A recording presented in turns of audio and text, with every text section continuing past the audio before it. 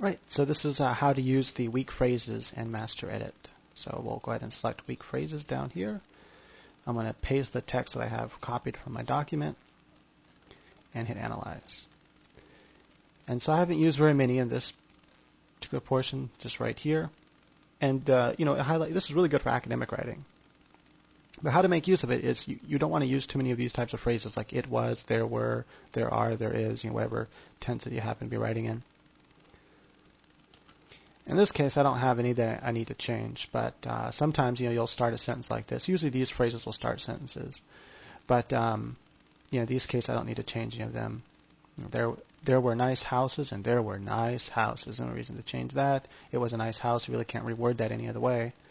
And not overly large. It was a house so we can invite guests to without feeling as if she were boasting, and I don't need to change that either. To change it, I'd have to do something like not overly large. The house was the kind so we could invite guests to without feeling. But that just doesn't flow as well to me. So examples of like when you look for is like where you write there were 3 poles lined up.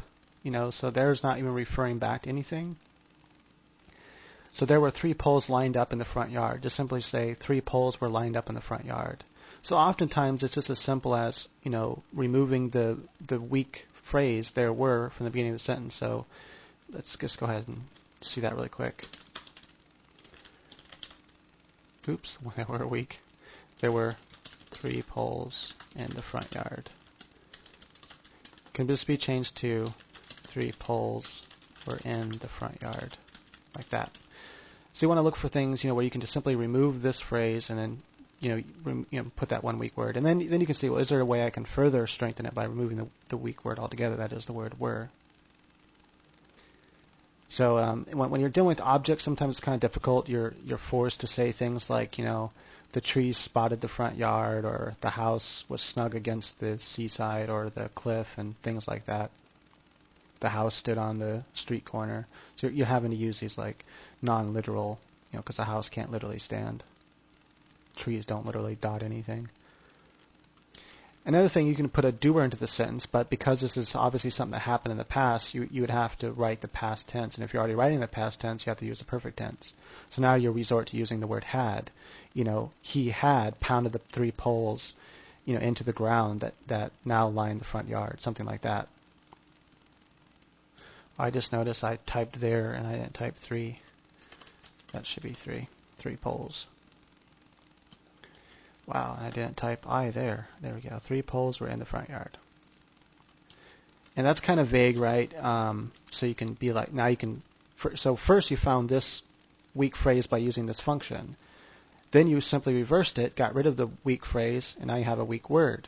And so maybe you don't even notice it until you click the weak words function, whatever, and then you see that. And then you decide it's 3 poles lined the front yard, or something like that.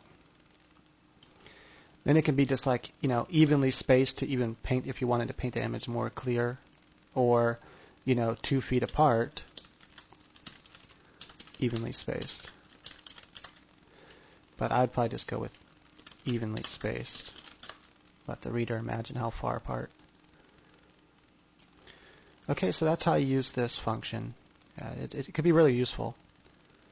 Hopefully you don't use very many of these kinds of phrases though, so you won't have to, you won't have to look at too many of these.